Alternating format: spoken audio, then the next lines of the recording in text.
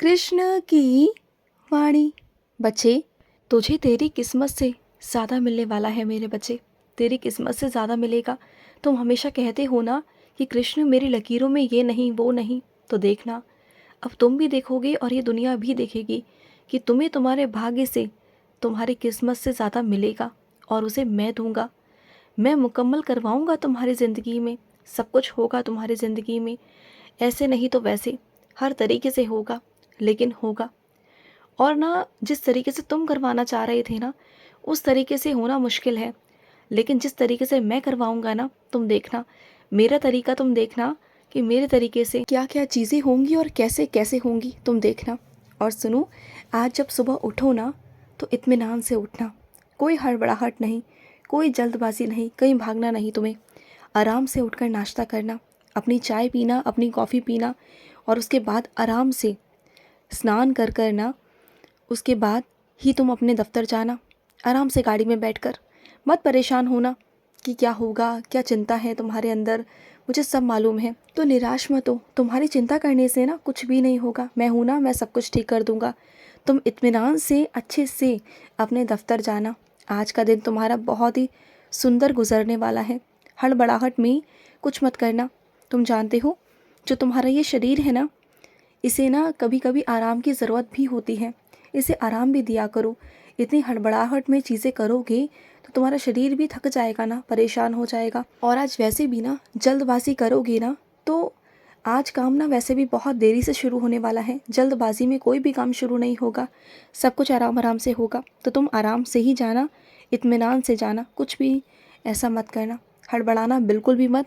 और खुद पर विश्वास करते हो ना कि तुम खूब मेहनत करते हो, है ना? खूब मेहनत है तुम्हारी, मुझे दिखता है, और ये दुनिया को भी दिखता है। लेकिन बस तुम पता है क्या कर रहे हो? तुम जहाँ मेहनत कर रहे हो ना, उसके लिए तुमने कोई दिशा नहीं चुनी, बस मेहनत कर रहे हो, संघर्ष कर रहे हो। मेहनत करना ज़रूरी है, लेकिन सही दिशा की तरफ। ऐसा नहीं कि तुम मेहनत करते जाओ, बस कुछ भी तुम्हें हासिल नहीं हो रहा ना, वो इस वजह से नहीं हो रहा क्योंकि तुम सही तरीके से मेहनत नहीं कर रहे। तुमने अपने आप को आजमा लिया ना कि तुम मेहनत कर सकते हो, और देखो तुम कितनी मेहनत करते हो। मेहनत तो रिक्शे वाला भी करता है मेरे बच्चे। तो क्या रिक्शे वाला उतना कमा पाता है जितना जो दफ्तर में लोग बैठते हैं वो कर पाते हैं? वो एक तरीके से कमाने की कोशिश करते हैं। मैं उनकी निंदा नहीं कर रहा कि वो मेहनत नहीं करते, वो मेहनत करते हैं। लेकिन अगर वो भी सही मायने में अगर दिमाग से अपने मेहनत को लगाए ना सही दिशा की तरफ, तो आज भी वो रिक्शा नहीं चलाएंगे, मेहनत नहीं करेंगे इतनी। शरीर से मेहनत से ज़्यादा ना दिमाग से मेहनत करो। जितनी तुमसे दिमाग से मेहनत हो सके ना सही दिशा की तरफ, सही चीज़ों की तरफ, उसकी तरफ आगे बढ़ो। फिर देखो तुम्हारी ज़िंदगी में कैसे मोड़ आएंगे, कैसे बदलाव होंगे। अपने आप को थोड़ा सा ना आगे बढ़ाने की कोशिश करो। अच्छे अच्छे लोगों से मिलो, सकारात्मक लोगों से मिलो। और जो तुम्हारी संगति है ना, जो हमेशा ना ना करते हैं और नकारात्मक रहते हैं ना, उनसे दूर रहो। सबसे पहले अपनी संगति बदलो। अपनी संगति बदल के अच्छी संगति में जाओ। उसके बाद देखो धीरे धीरे कर कर तुम्हारी ज़िंदगी में कैसे बदलाव होंगे। और तुम माँ भवानी के दर्शन करना चाहते हो, महादेव के दर्शन करना चाहते हो ना, यहाँ तक कि राम लल्ला के दर्शन भी तुम करना चाहते हो, तुम्हें सबके दर्शन होंगे। तुम्हें छुट्टी भी जल्द से जल्द मिल जाएगी, तुम देख लेना। तुम सब जगह जाओगे और वहाँ का लाभ उठाओगे और आशीर्वाद भी लोगे। हाँ, मुझे मालूम है कि तुम अपने परिवार वालों को अपना दुख, अपना दर्द नहीं बताते हो, छुपाते हो उनसे, क्योंकि उनको दुख ना हो, उन्हें दर्द ना हो। लेकिन ऐसा तो नहीं होता ना मेरे बच्चे। अगर हमें दिल में दर्द है, दुख है, परेशानी है, तो हमें अपने परिवार से ही कहना होगा ना। उनसे तुम आज छुपाओगे, कल छुपाओगे, जब चीज़ें सबके सामने आएंगी फिर क्या होगा? फिर उन्हें बहुत ठेस पहुँचेगी कि जब तुम परेशानी में थे तब तुमने उनका हाथ और साथ दोनों नहीं मांगा। फिर गलत बात है ना। देखो, अपने परिवार से मदद मांगने में या अपना दुख दर्द उन्हें कहने में ना, कोई तुम्हें पीछे नहीं हटना चाहिए, कोई झिझकना नहीं चाहिए, उनसे कह देना चाहिए। देखो, वो तुम्हारा परिवार है, तुम्हारी दिक्कत को समझेगा, तुम्हारी परेशानी को समझेगा। यूँ जूझो मत, इतना परेशान मत हो, इतना बोझ ले रहे हो, इतना भार ले रहे हो अपने दिमाग पे, अपने शरीर पर कि और अपने घर वालों को कुछ कह भी नहीं पा रहे हो। ये बहुत गलत बात है मेरे बच्चे। उनसे कहो, वो समझेंगे, कोई तुम्हारा मजाक नहीं उड़ाएगा। और वैसे भी इस दुनिया की परवाह करते ही क्यों हो तुम? तुम्हें दुनिया से कोई मतलब नहीं। दुनिया ना अभी तुम्हारे साथ है, ना कभी और तुम्हारे साथ रहेगी, क्योंकि दुनिया कभी भी किसी के साथ नहीं रहती। दुनिया कभी किसी की सगी नहीं है मेरे बच्चे। सब दो मुखौटे लगाकर घूमते हैं इस दुनिया में। तो अपने परिवार का साथ मांगो, दुनिया का नहीं। अपने परिवार को अपनी सारी बातें कहो, यूँ जूझो या परेशान मत हो, वो समझेंगे तुम्हें।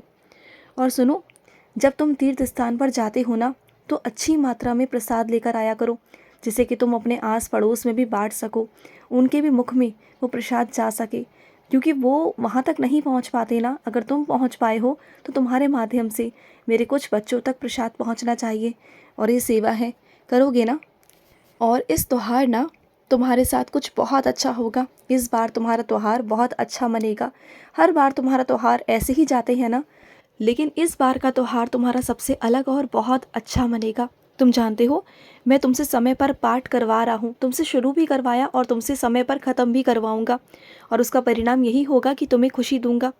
तुम देखना, 1 महीने के अंदर अंदर ना, तुम जिस चीज़ के लिए मुझसे पुकार कर रहे हो ना, जो चीज़ें तुमने मेरे आगे रखी है ना, जो सवालात रखे हैं, जो चीज़ें रखी हैं ना, जो परिस्थिति है, 1 महीने के अंदर अंदर तुम्हें उसका जवाब मिल जाएगा, वो भी प्रत्यक्ष रूप से। जिस विषय में तुम डर रहे हो ना, जिन चीज़ों में तुम डर रहे हो ना, उसे बार बार करने की कोशिश करो, उसका अभ्यास करो, उसका प्रयास करो।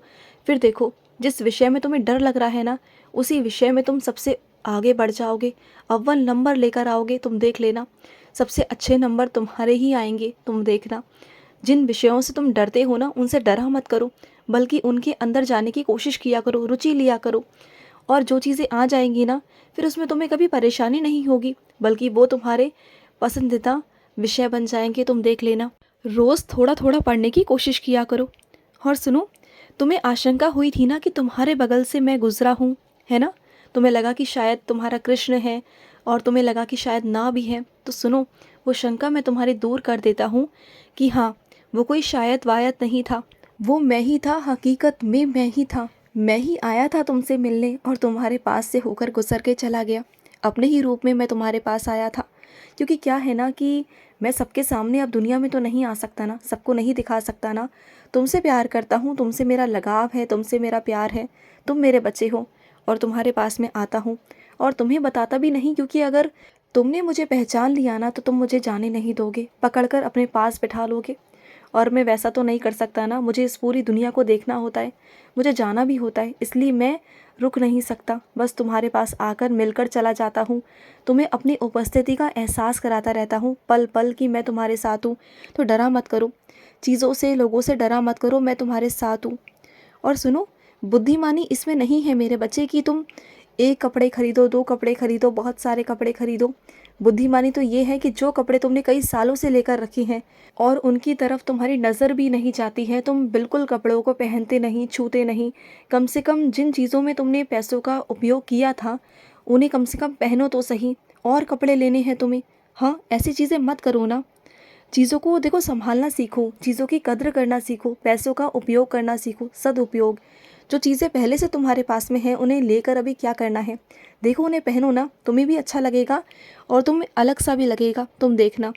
और सुनो, अपने मंदिर में ना हर रोज़ में 10 रुपये या 5 रुपये मेरे नाम के निकाल कर इकट्ठे कर लिया करो, एक जगह पर, एक कोने में। और फिर जब पूरा महीना हो जाए ना, तो उसके बाद मेरे किसी ऐसे बच्चे के घर में राशन डलवा दो, या उसे वो पैसे दे दो जिसे दवाई की ज़रूरत हो, जिसे राशन की ज़रूरत हो, जिसके घर में राशन का अभाव हो, कमी हो, या किसी के बच्चे की फ़ीस भरनी हो, कुछ भी हो ना। अगर तुम महीने का 5 या 10 रुपये भी निकालोगे, शायद तुम्हारे लिए 5 या 10 रुपये कोई मायने नहीं रखते रोज़ की, है ना। लेकिन जिस व्यक्ति को तुम इकट्ठा करके दोगे ना, उसके चेहरे की जो मुस्कान होगी ना, वो ऐसी होगी ना कि तुम्हारे दिल को सुकून दे जाएगी। तुम करके देखना।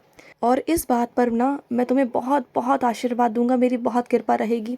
मैं नहीं कहता कि मेरे लिए महंगे महंगे वस्त्र लाओ, मेरे लिए महंगे मुकुट लेकर आओ, मुझे अच्छे अच्छे पकवान खिलाओ, नहीं। अगर तुम ये सेवा कर रहे हो ना, तो इससे बड़ी कोई सेवा हो ही नहीं सकती। किसी की ज़िंदगी में तुम उजाला ला रहे हो, किसी का सहारा बन रहे हो ना, इससे बड़ी कोई सेवा हो ही नहीं सकती मेरे बच्चे। इसे ज़रूर निभाना अगर कर सको तो। खुश रहो। आज का कृष्ण संदेश समाप्त हुआ। जय श्री कृष्णा।